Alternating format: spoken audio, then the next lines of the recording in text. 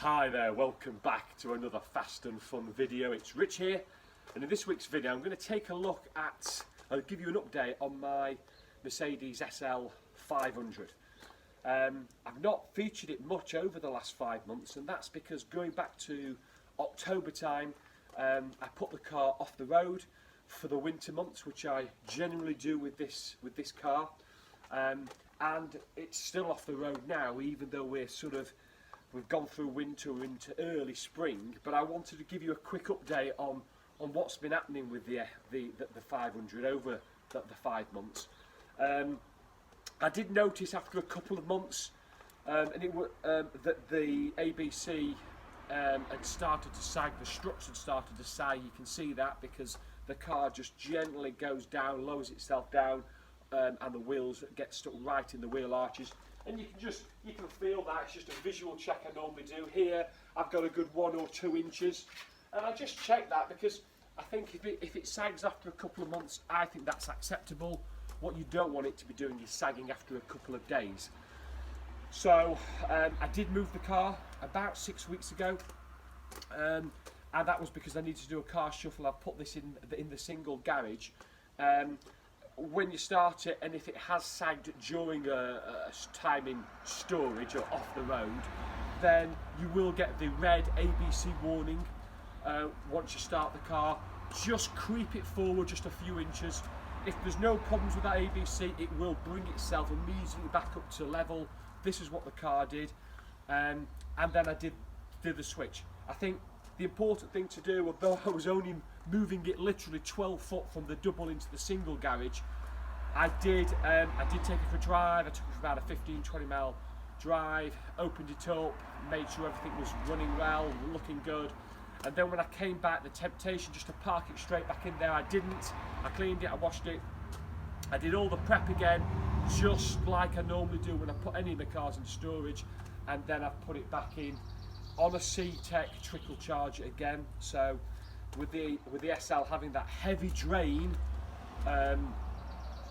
with all the systems that are powered even during storage, I think it's really important for the SL, more than any of my other cars, is to have that second battery, the one in the boot, the auxiliary battery that runs everything, all the electric systems for the car, and have that on a C-Tech trickle charger during any periods of the car not being driven.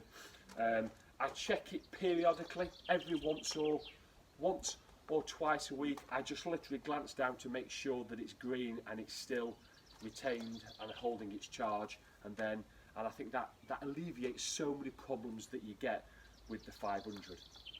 I've just had a look at here. This is my folder, stacked, and interesting enough, it's the thickest folder that I've got of any of my cars, and that probably tells you something about SL500 ownership. But I've just had a look at the last service date, which is now almost 2 years ago, or coming up to 2 years ago.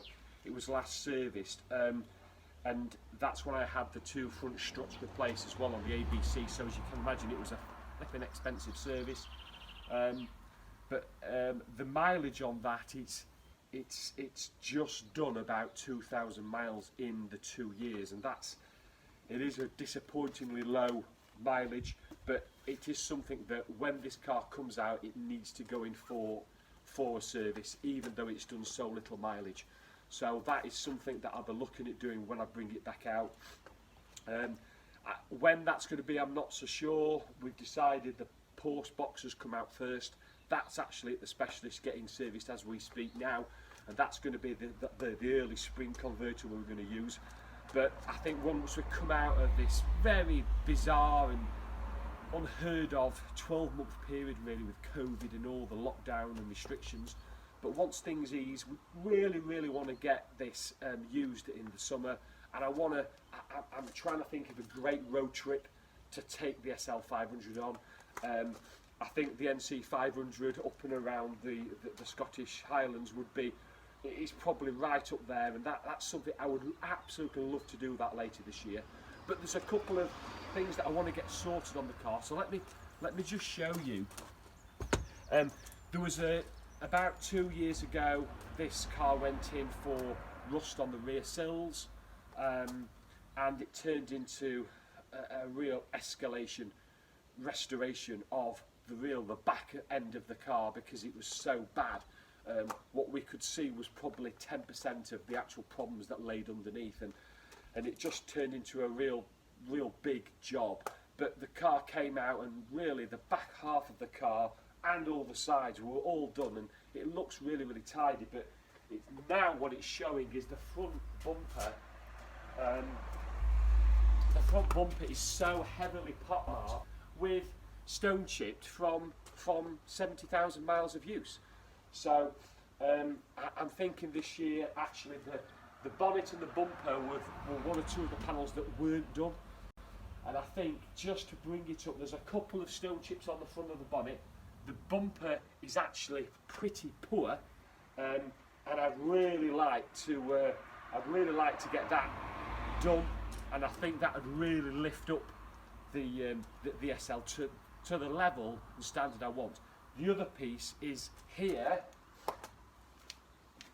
and it's around these rear panels, and annoyingly there's one or two little specks of rust. It's not actually this side, it's the other side. Just specks of rust that started.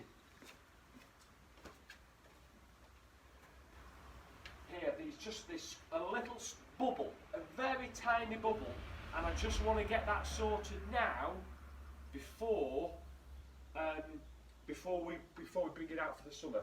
So I'll probably take it back to the place that did the main restoration of the rear arches, and it's something that will get looked at. The other thing I just wanted to show you as well was there's a new magazine. By the way, I'm not involved in this at all, but it's called Bargain Cars, and it came out sometime at the start of the year. And as I used to subscribe to Modern Classic Cars that I think folded summer of last year, I think there was a bit of a gap in the market. Well, this has come in, which I think focuses on cars from the 90s and noughties. So the range that really most interests me, and specifically I try to focus on this channel to. But this issue, the latest issue, has got a couple of features about some of the great Mercedes from the 90s and noughties, and there's an article, specifically a double-page article on the R230 SL, and there's a couple of paragraphs just wanted to read out to you because I thought they were absolutely great. One is, when new, it, which being the SL, would cost the same as a Porsche 911 or Ferrari 360. But because it's neither of those, it's depreciated to an absolute lowest level a car like this will ever be. There has never been a better time to buy one.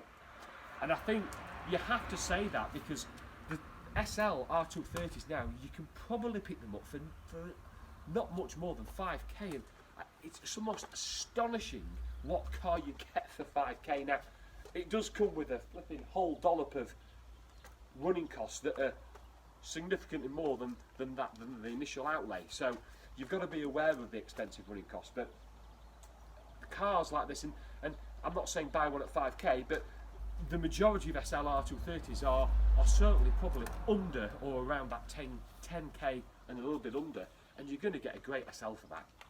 And then it finishes off by saying, under the verdict, there are few cars on the market at the moment that are as stupendous value as the R230 SL, which was priced to compete with supercars when new, but now can be picked up for the same price as a 5-year-old Ford Focus. And how true is that?